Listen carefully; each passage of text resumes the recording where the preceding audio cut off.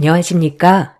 처음 유튜브를 하게 되면서 제일 먼저 구독한 것이 이 채널이에요. 그만큼 너무 재미있고 사연 하나하나에 웃고 울고 했죠. 연초를 맞아 저도 용기 내어 제 이야기를 써볼까 합니다. 저는 올해 77세가 되었어요. 많다고 하면 많은 것이고 적다고 하면 적은 나이죠. 제 사연 또한 기가 막힌 사연이기에 한번 써보렵니다. 저에겐 아들 셋이 있고 며느리는 둘이 있어요. 어려서부터 부유한 집에 자라 외동딸이었기에 어렵지 않게 자라왔어요. 부모님이 돌아가신 뒤에는 모든 재산이 저에게 귀속되었기에 성인이 된 후에도 어렵지 않았죠. 지금은 돌아가셨지만 남편을 일찍 만나 아이 셋을 낳았어요. 큰애부터 작은애까지 모두 삼형제였죠. 나름 최선을 다해 키운다고 했지만 남편이 아이들 어려서 일찍 돌아가셨기 때문에 아버지에 대한 부재를 주었죠. 아마 모든 부모들이 그렇듯 아빠 없는 자식들을 보고 있는 게 얼마나 마음이 아픈 일인지 아실 겁니다. 그렇게 아빠는 없었지만 나름 최선을 다해 아이들을 돌보았지요.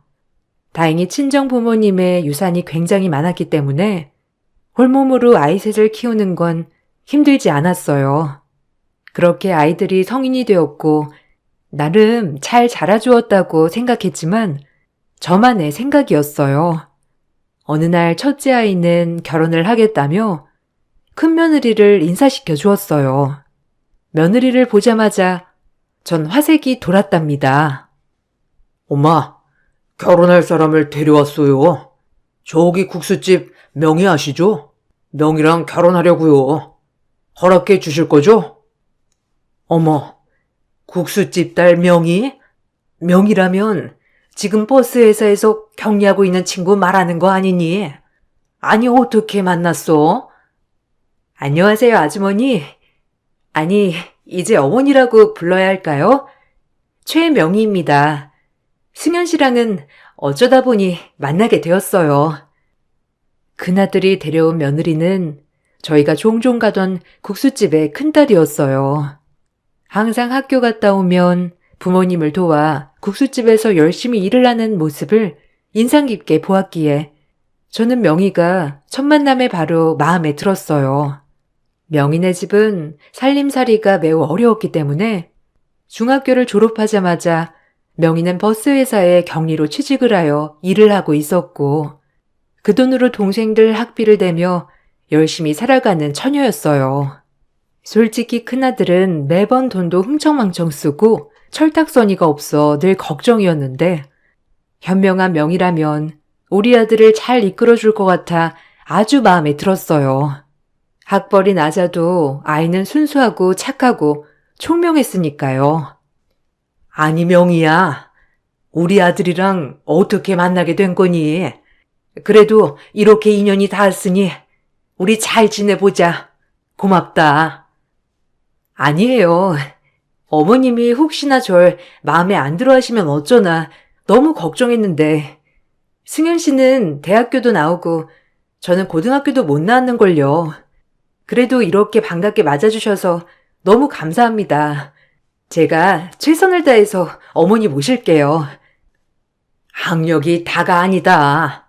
네가 학교를 가고 싶어도 못 간 게 어디 네 잘못이니? 너한텐 잘못이 없어. 돈 없는 건 죄가 아니야. 그래도 어려서부터 부모님 모시고 도와주는 모습이 얼마나 기특하던지. 우리 아들이 너랑 결혼한다고 해서 정말 다행이라니까.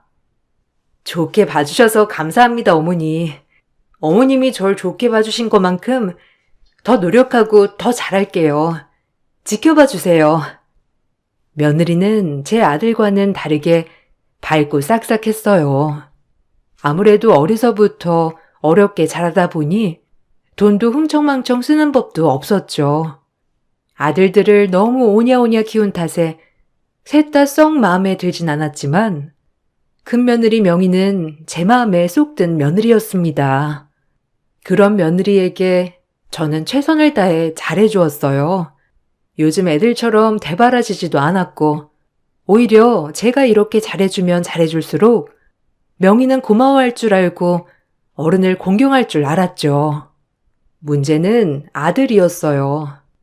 하루가 멀다 하고 노름판에서 사고만 쳤으니까요.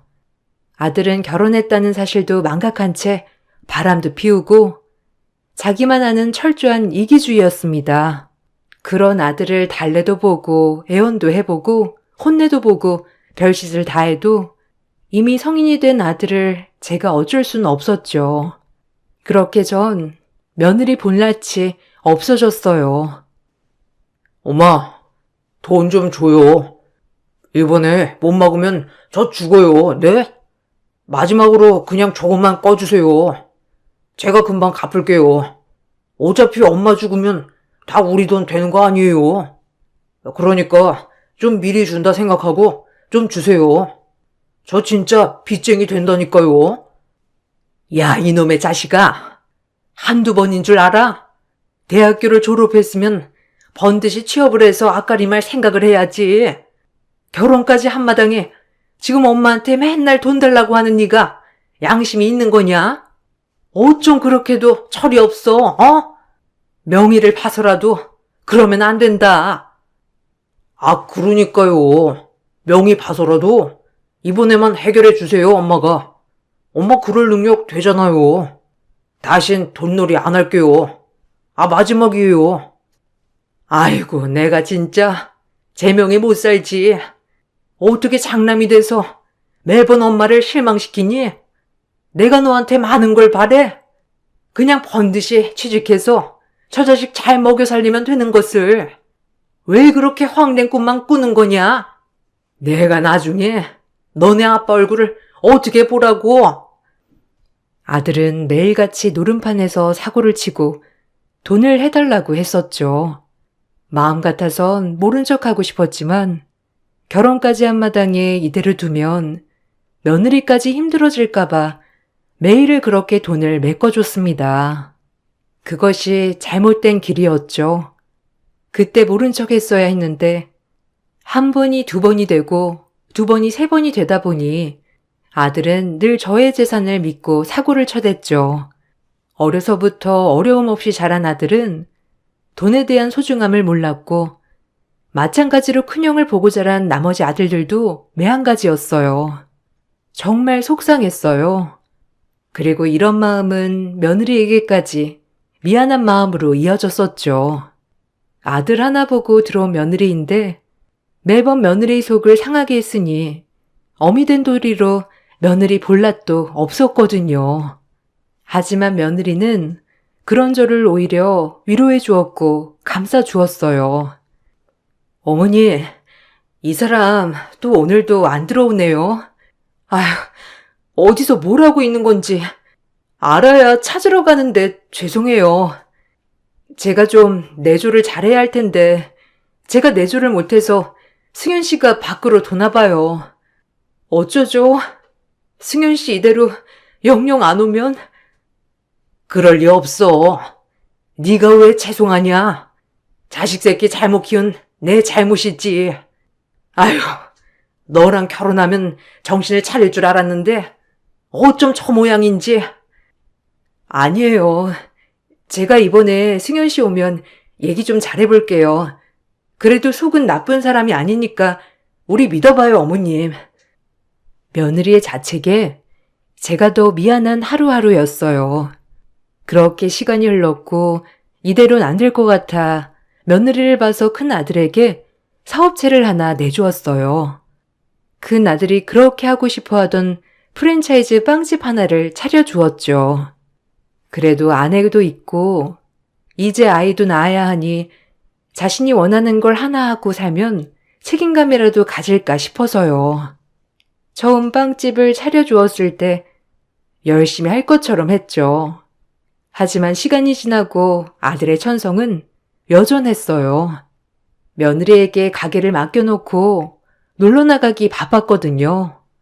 그런 모습을 보고 있자니 며느리에게 참 체면도 안 서고 시애미로서 할 말도 없더군요.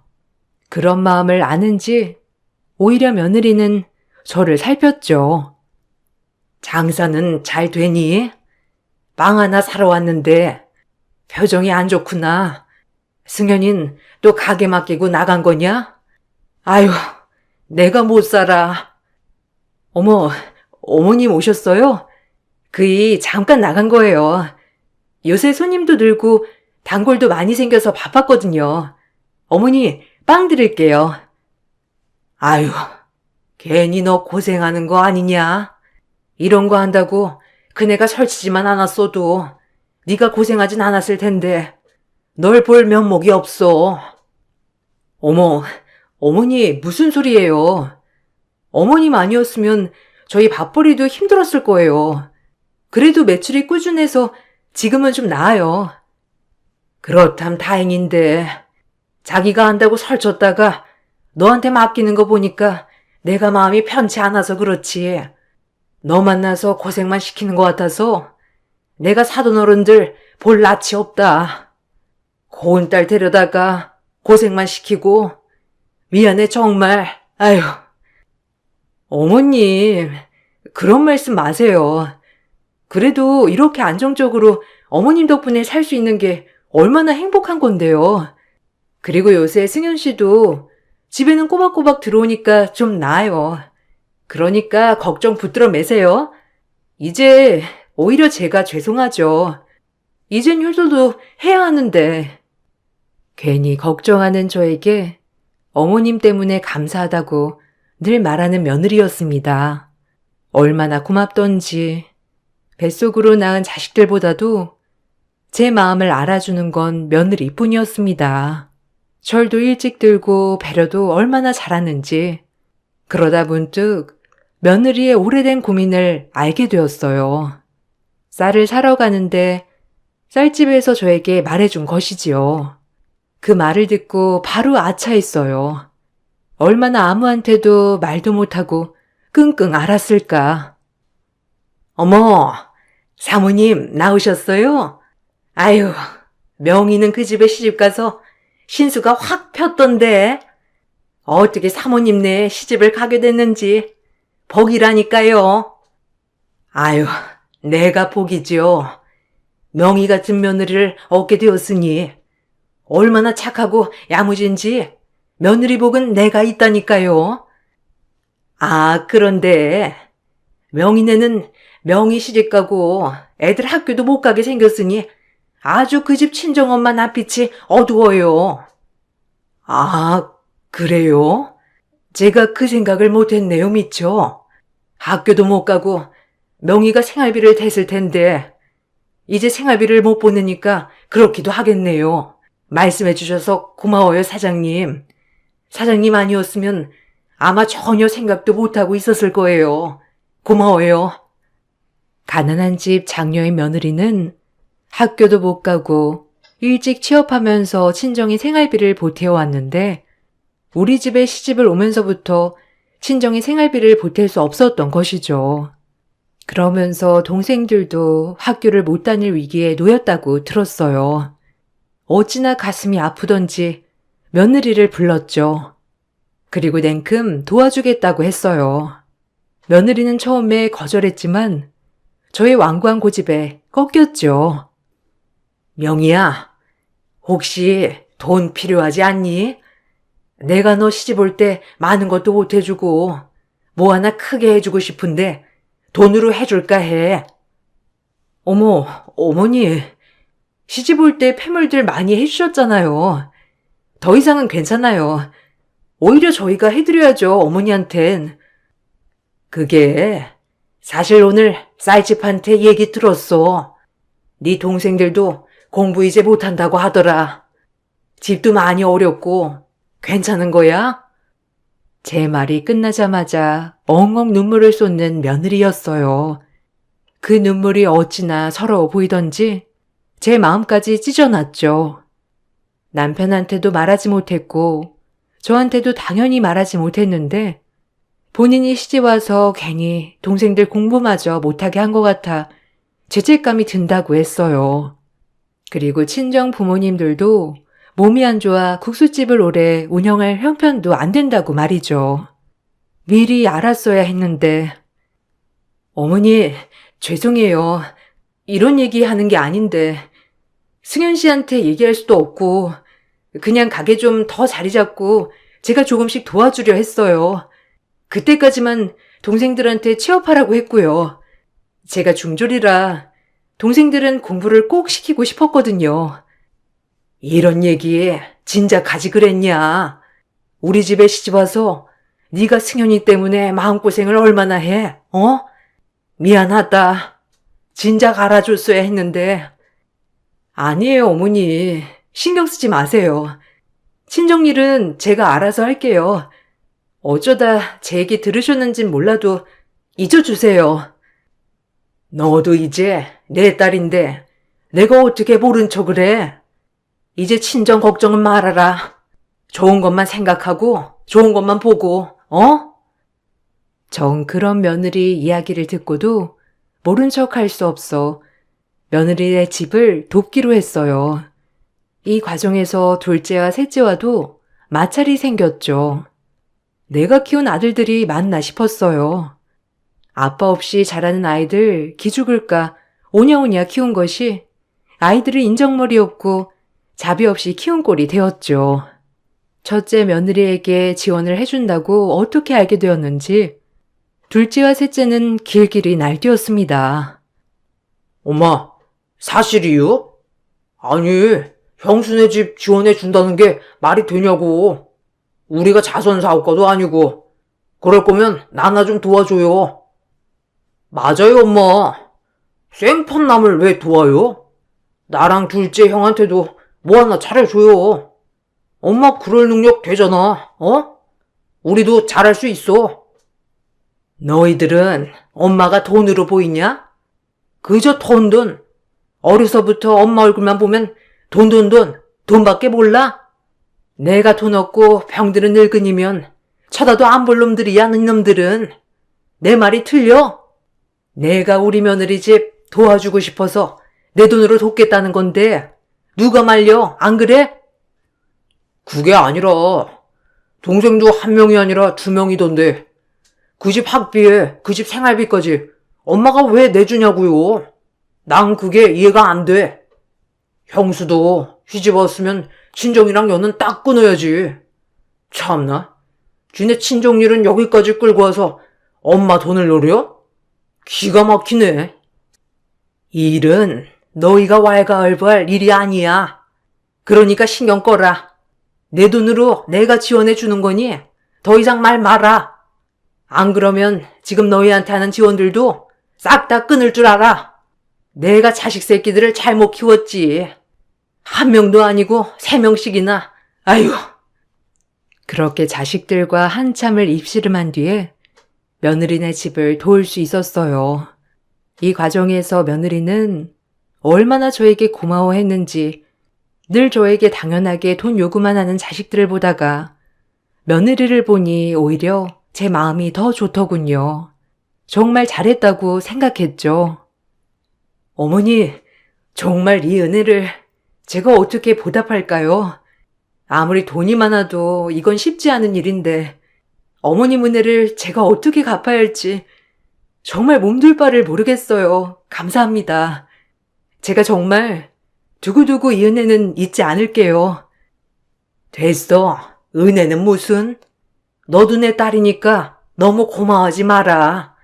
자식한테 이렇게 해주는 건 당연한 거야. 어미 된 도리로.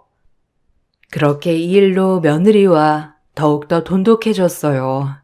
하지만 이런 물질적인 일보다 제가 더 며느리에게 받은 게 많기에 오히려 며느리에게 고마운 일은 제가 더 많았죠. 그러던 어느 날 둘째가 결혼을 한다고 둘째 며느리를 데리고 왔었죠. 첫인상은 그렇게 마음에 들진 않았지만 본인들이 좋다고 하니 결혼을 허락했습니다. 둘째는 첫째와 다르게 얼굴에 욕심이 가득해 보였긴 했죠. 그래도 자기들이 좋다고 하니 허락했습니다. 그리고 조그만 아파트도 해주었죠.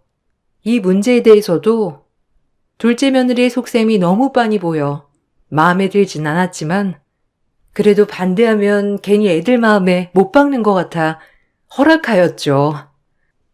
엄마, 우리 집 25평 말고 33평으로 알아보면 안 돼요? 아, 솔직히 차이 그렇게 많이 안 나는데 작은 집이면 답답할 것 같고. 너희가 뭐가 큰 집이 필요해? 그리고 너희가 모아서 큰 집으로 이사갈 생각을 해야지. 벌써부터 지평수 타령이냐? 아, 그게 아니라 연재가 좀 큰 집 가고 싶어 해서요. 모든 여자의 로망이잖아요. 그러니까 말씀드린 거죠. 결혼 전에 큰 소리 친 것도 있고. 그건 네가 해결해. 걔도 웃긴다.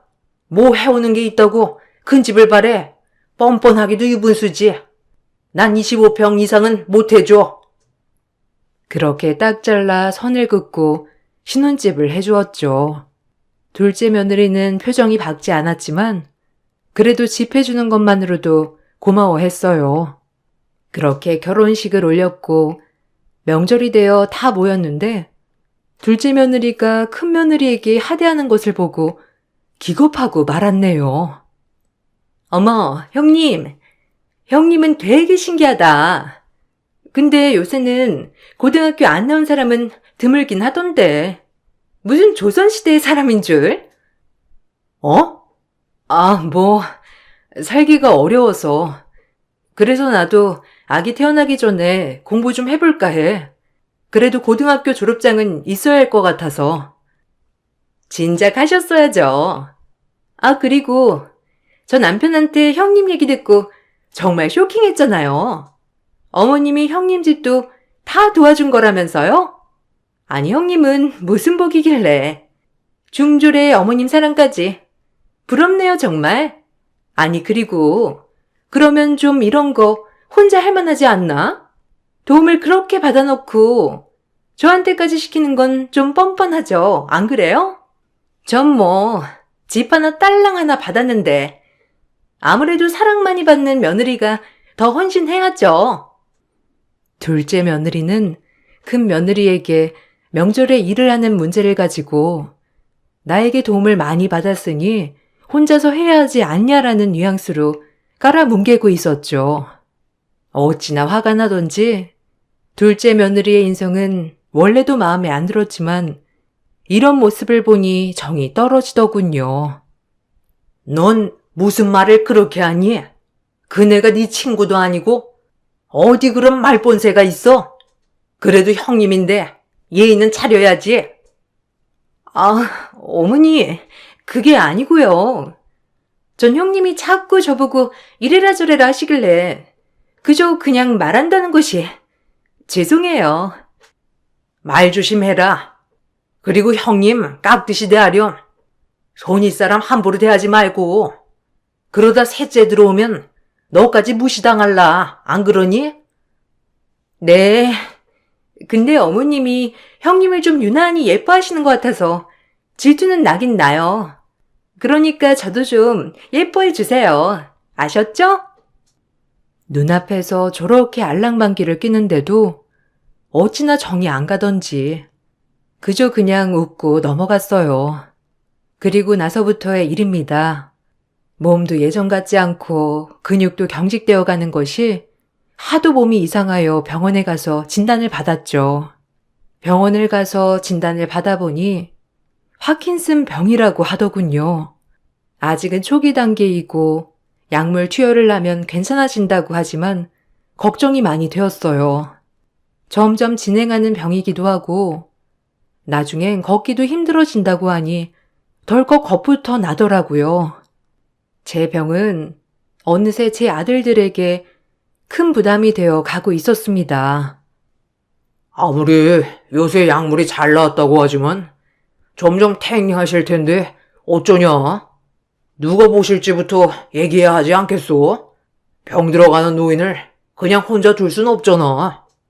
그래도 누가 보셔야 될 것 같긴 한데 어떻게 생각해 다들? 난 일단 가게 때문에 좀 안 될 것 같기도 하고. 무슨 소리야? 장남이 모셔야지. 그리고 우린 이제 신혼인데 어떻게 어머니를 모셔와? 안 그래? 셋째도 장가도 안 갔고. 그건 둘째 형 말이 맞아. 그냥 큰형이 모셔. 솔직히 병든 엄마 있다고 하면 누가 시집 오겠어? 우린 힘들 것 같아. 첫째 형이 모셔가. 뭐? 이것들이? 자기들도 엄마한테 다 이것저것 받아놓고 엄마 떠넘기는 건 나보고 하라는 거냐? 아주 웃기는 자식들이네. 아, 정말 너무들 하시네요. 어려서부터 어머님이 부족한 거 없이 그렇게 키워주셨는데 이제 와서 나 몰라라 하다니 정말 너무하신 거 아니에요? 아니, 형수는 모르면 조용해요. 형수야 뭐 엄마한테 받기만 했으니 할 말 없겠죠. 아, 너도 큰형이 모셔야겠네. 안 그래? 제가 모실게요. 여보, 내가 모실게. 더 이상 아무 말도 하지 마. 제가 모시면 됐죠? 정말 너무들 하시네요.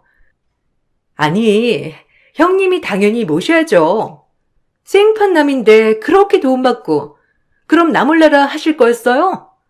참나 뻔뻔하기도 하여라. 제가 방에 있을 때 이렇게 거실에서 이야기를 나누고 있는 자식들을 보고 있자니 마음이 미어져 왔습니다. 전 결국 첫째 며느리의 뜻에 따라 첫째네 집에 가게 되었죠. 오히려 같이 살아보니 심성이 고운 것이 정말 많이 느껴졌고요. 내가 배 아파 낳은 자식들보다 이렇게 날 지극정성으로 모실 수 있다는 게 너무 감동적이었어요.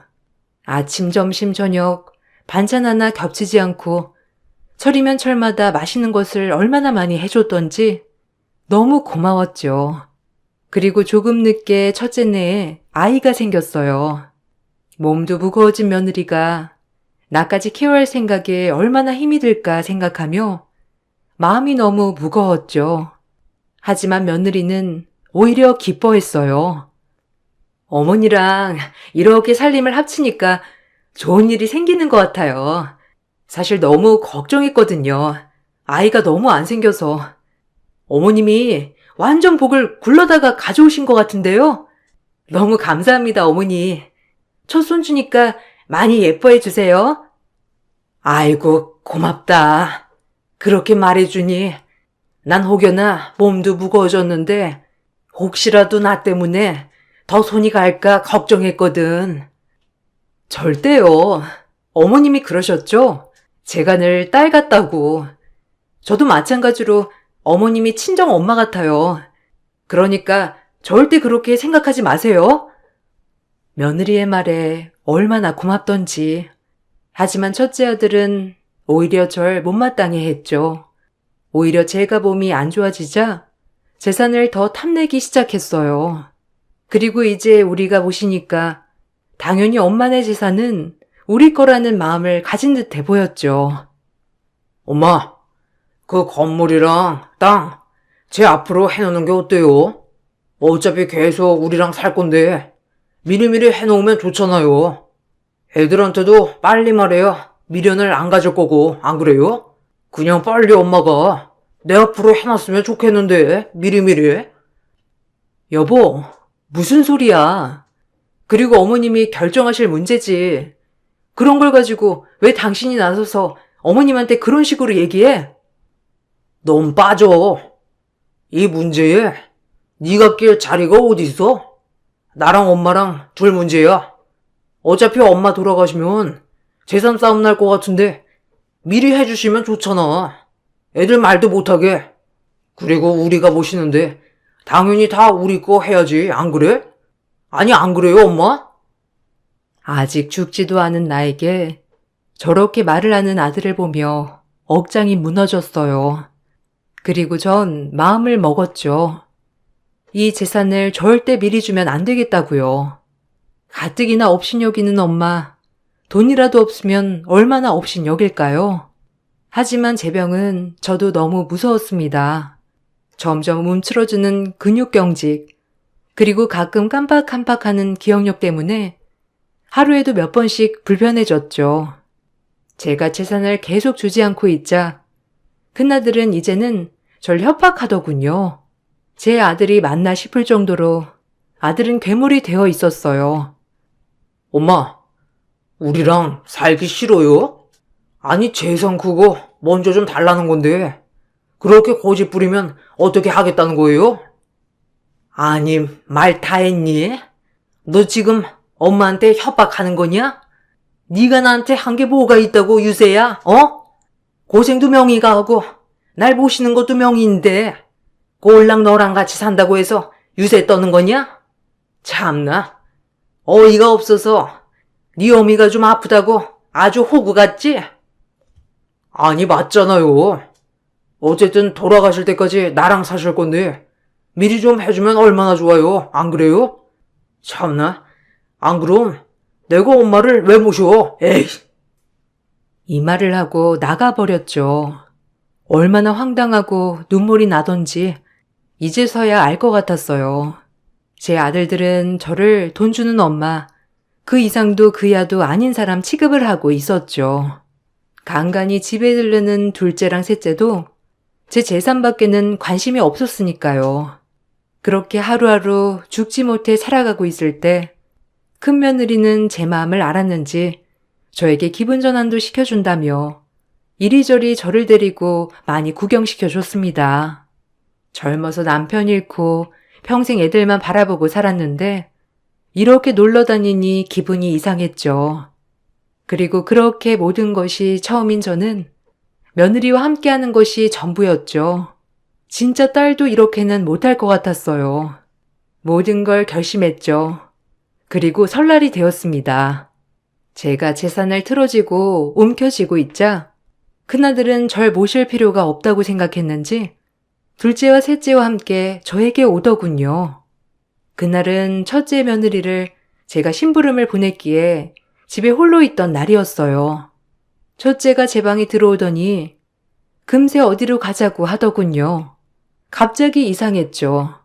한 번도 어디 가자고 했던 녀석들이 아니니까요. 갑자기 어딜 가자는 거야? 명절에 문연대도 없던데 명이 오면 같이 가자. 그리고 갑자기 어딜 가자는 거야? 갈 데가 있다니까요. 엄마는 몸만 오시면 돼요.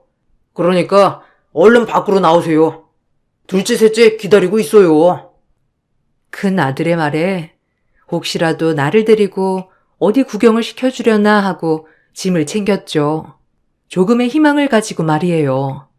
하지만 제 촉은 정말 똥촉으로 틀렸었어요. 아들들을 따라 한참을 달려간 곳은 집에서 한참 벗어난 양로원이더라고요. 군영수도 집 비웠고 그럴 때마다 우리가 고생할 순 없잖아요. 이제 어머니를 모실 사람이 없네요. 요즘엔 시설도 잘 되어 있고 너무 원망 마세요.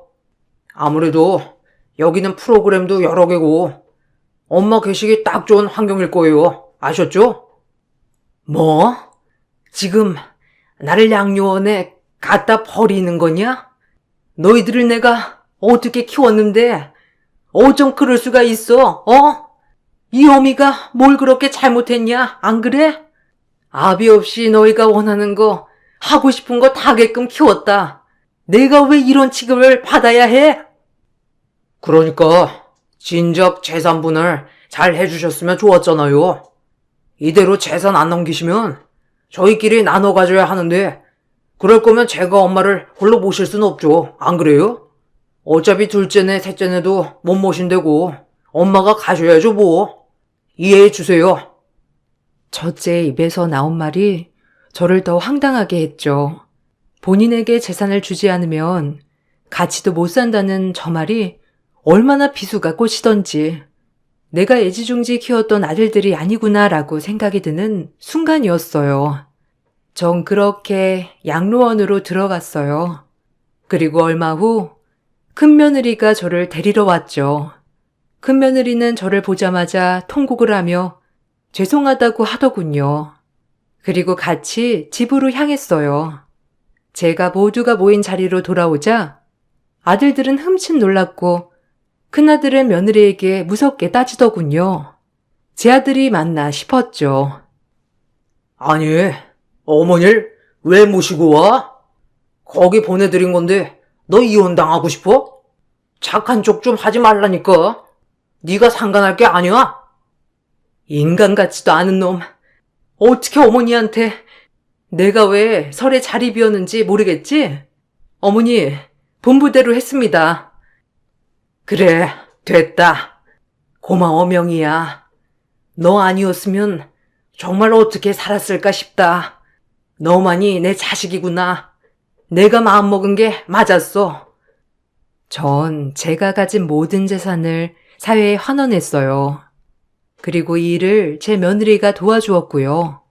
그래서 설에는 이리저리 봉사단체와 후원단체를 만나고 다니느라 정신이 없어 자리를 비운 것이죠.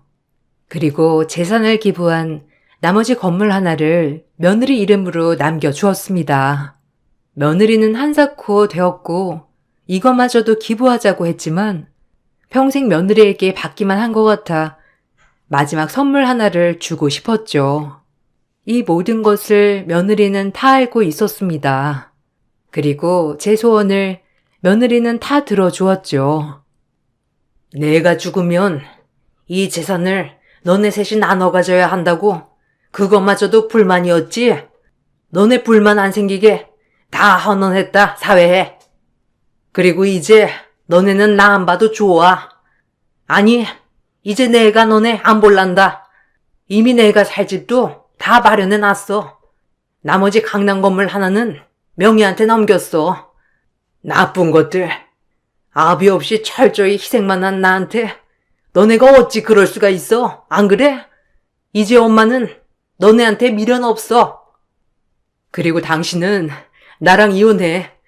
더 이상 당신 같은 사람이랑 한 입을 덮고 못 살아. 알겠어? 어머님은 내가 잘 모실게. 그러니 걱정 마. 뭐? 당신? 아니 왜 그래? 그리고 엄마 무슨 말이에요? 환원이라뇨? 그 많은 재산을 지금 저희 안 주고 다 환원했다는 거예요? 그래. 이제 너네 힘으로 살아. 엄마한테 바라지 말고 알겠니? 아니 이제 엄마라고도 부르지 말아라. 더 이상은 이제 너희한테는 엄마가 없는 거다. 제가 모든 재산을 사회에 환원한다고 하자 아들들은 소리를 지르며 저에게 그럴 순 없다고 난리가 났죠. 그리고 큰아들은 그 자리에서 충격을 받았는지 쓰러졌더라고요. 전 그 말만을 남기고 제가 마련한 집으로 갔습니다. 며느리도 이혼을 했죠. 이혼을 말리고 싶었지만 며느리는 더 이상 저런 남편과 살고 싶지 않다고 이해해달라고 하더군요. 전 지금 며느리와 손자 그리고 저 이렇게 세 식구 살아가고 있습니다. 남이지만 이렇게 딸처럼 저를 아껴주는 며느리를 보니 그래도 완전히 인생 실패라고 생각이 들진 않더라고요. 둘째 아들 집마저도 제가 팔아넘겨 버렸기 때문에 아들들은 한순간에 거지가 되었죠. 마음은 편치 않지만 이제라도 본인들 힘으로 살아가야 한다고 생각하고요. 사실 용서가 되진 않아요. 어려서부터 지금까지 저에게 기쁨 한 번 준 적 없는 자식들에게 이젠 모든 기대 없이 인연을 끊으니 마음이 편하더군요. 지금은 약물 치료도 하고 재활 치료도 하며 많이 좋아졌어요. 오히려 스트레스가 없으니 병이 절로 낫는 기분이더라고요. 오늘도 이 글을 쓰면서 우리 며느리, 아니 우리 딸에게 참 고맙다고 생각이 들어요. 그리고 사회에 좋은 일을 했다고 생각하니 더더욱 보람차더군요. 제가 언제까지 살 줄은 모르겠지만 그래도 목숨 다하는 날까지 더 이상의 문제 없이 행복하게 지내고 싶은 소망입니다. 여러분 소망하신 일 모두 이루시고 제 글 읽어주셔서 감사합니다.